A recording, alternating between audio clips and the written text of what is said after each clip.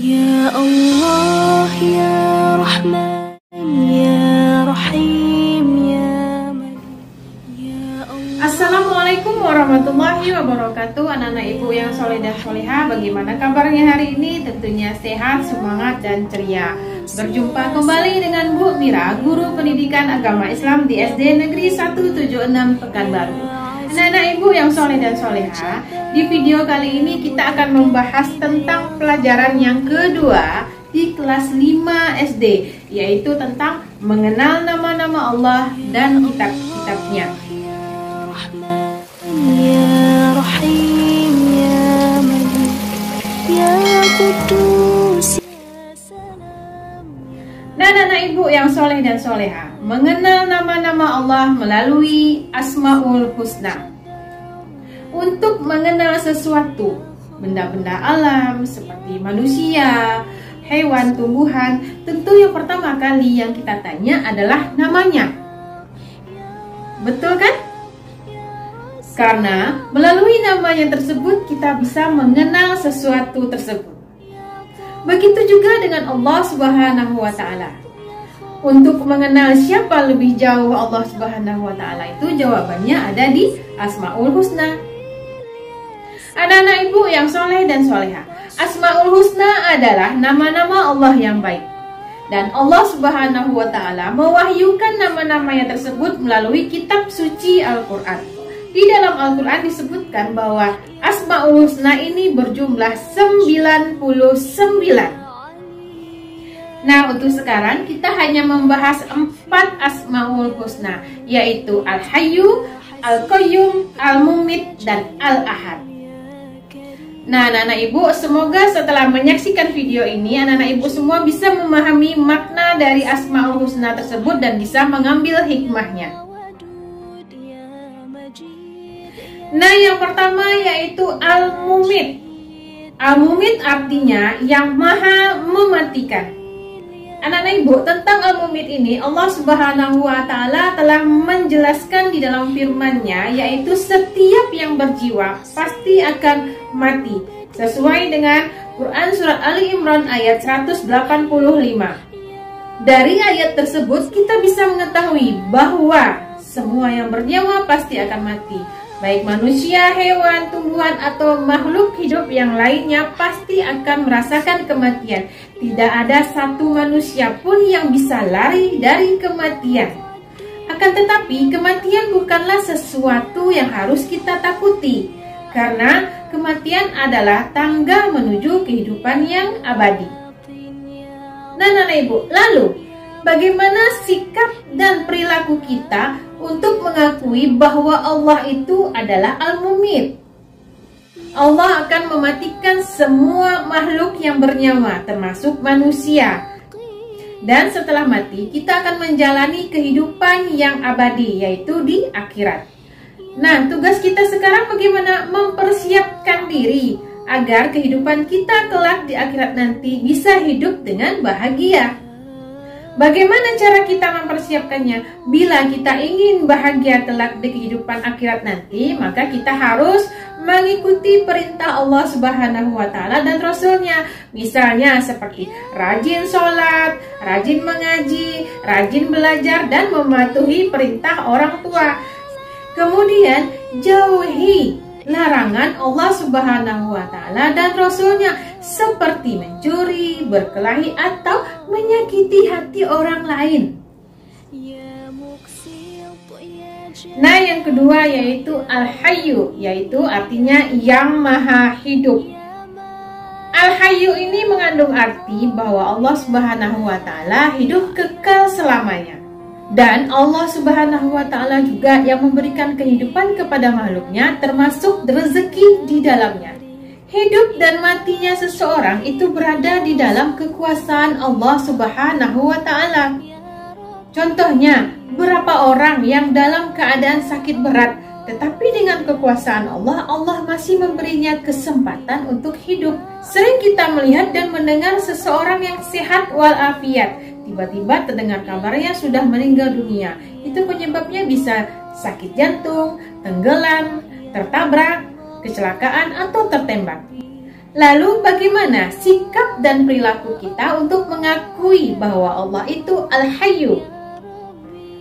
Allah Subhanahu wa Ta'ala yang Maha Hidup menugaskan manusia untuk memelihara kehidupannya dan mencari rezeki yang sudah disediakan oleh Allah Subhanahu wa Ta'ala. Berarti sikap kita adalah memelihara diri sendiri dengan cara makan dan minum secara teratur. Jangan berlebihan dan selalu menjaga kebersihan agar tetap sehat.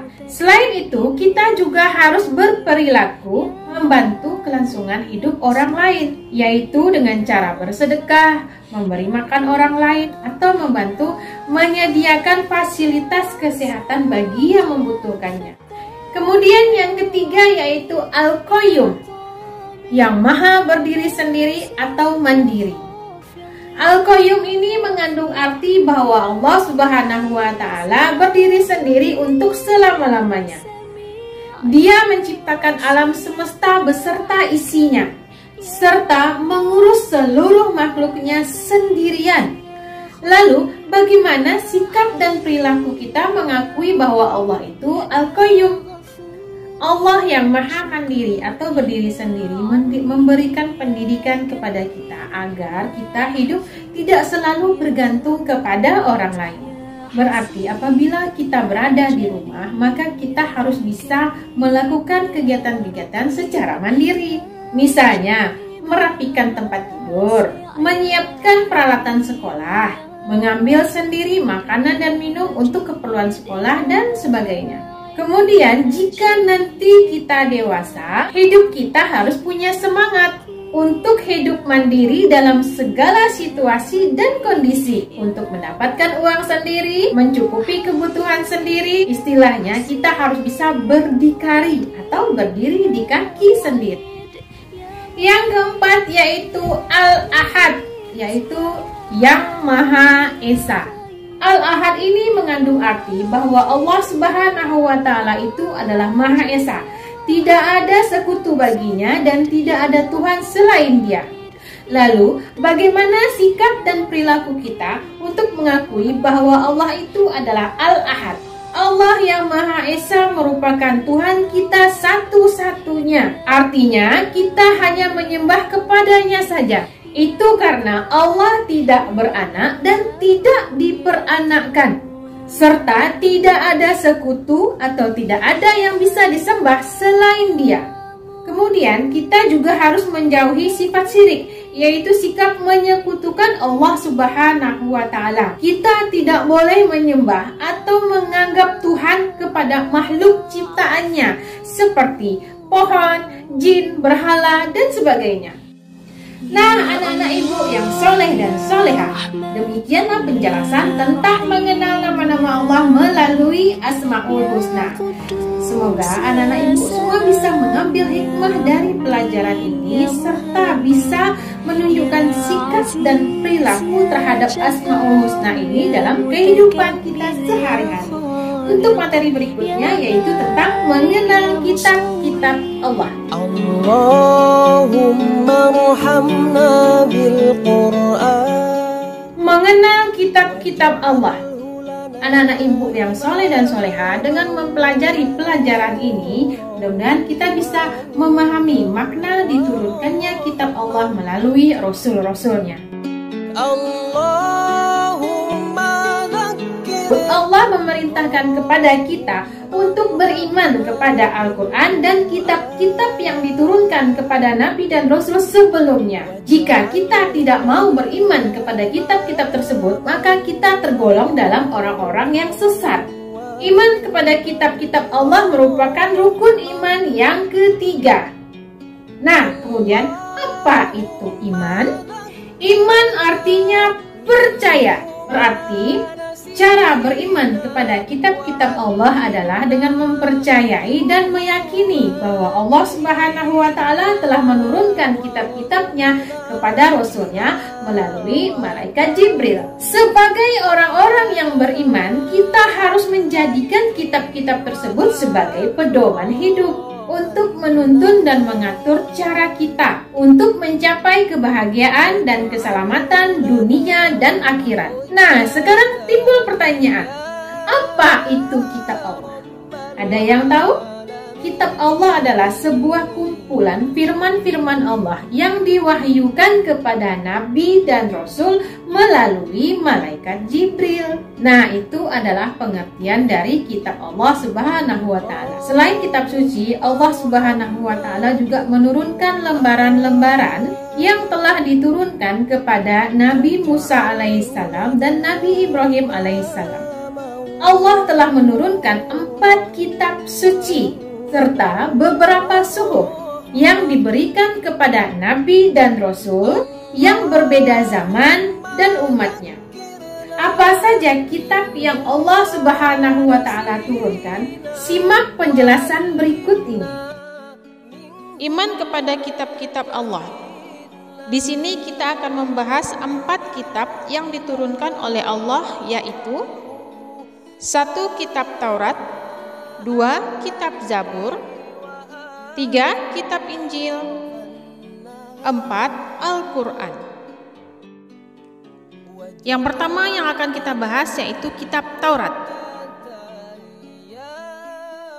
Kitab Taurat berasal dari bahasa Ibrani, yaitu Torah atau ajaran.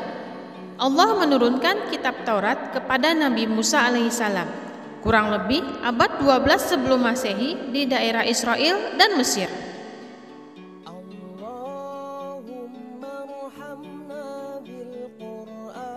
Isi dari kitab Taurat ini adalah 10 perintah, diantaranya mengakui keesaan Allah, perintah menghormati orang tua, larangan mencuri dan berbohong, dan lain-lain.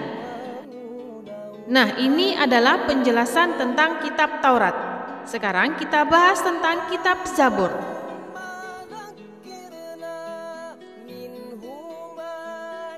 Kitab Zabur berasal dari kata zabaro atau menulis.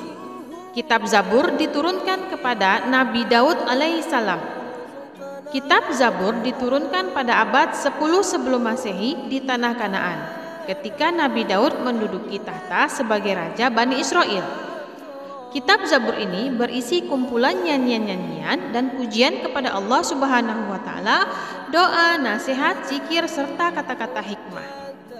Nah, itu adalah penjelasan tentang kitab Zabur. Berikutnya kita bahas kitab Injil.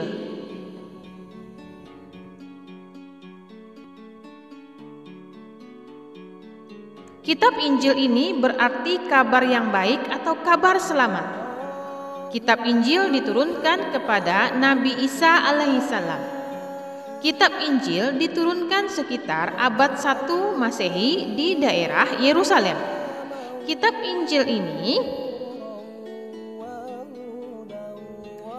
Injil ini berisi perintah agar kembali kepada tauhid yang murni, ajaran yang menyempurnakan kitab Taurat, ajaran agar hidup sederhana dan menjauhi sifat yang tamak, penjelasan atau pembenaran terhadap kitab-kitab sebelumnya. Nah, itu adalah penjelasan tentang kitab Injil. Nah, berikutnya yang kita bahas yaitu tentang Al-Quran.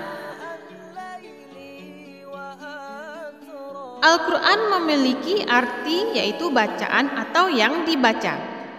Al-Quran diturunkan kepada Nabi Muhammad SAW. Diturunkan pada abad 6 Masehi di Mekah.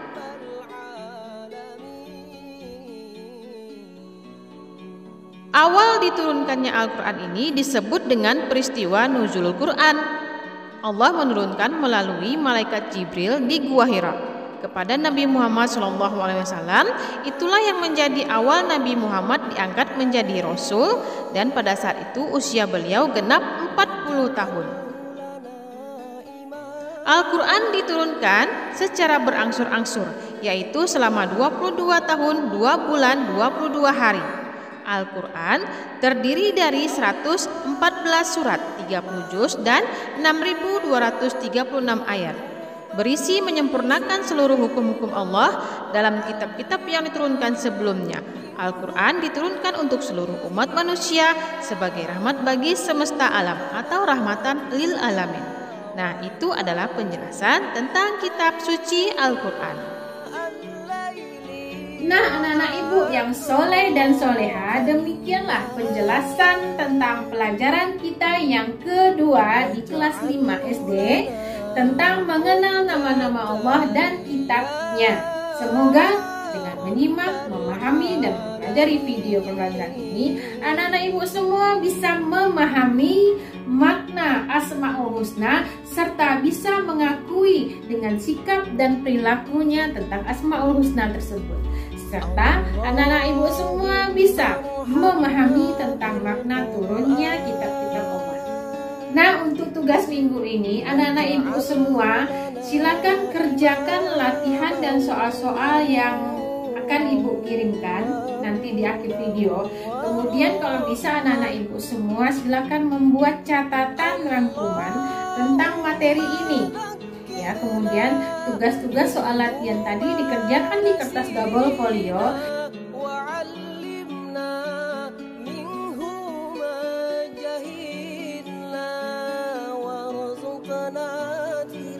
Nah, anak-anak ibu semua, sampai jumpa di video pembelajaran berikutnya.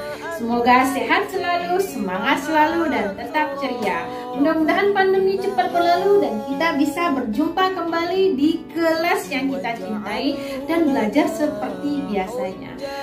Akhir kata, mohon maaf atas segala kekurangan. Wabillahi taufik wal hidayah. Wassalamualaikum warahmatullahi wabarakatuh.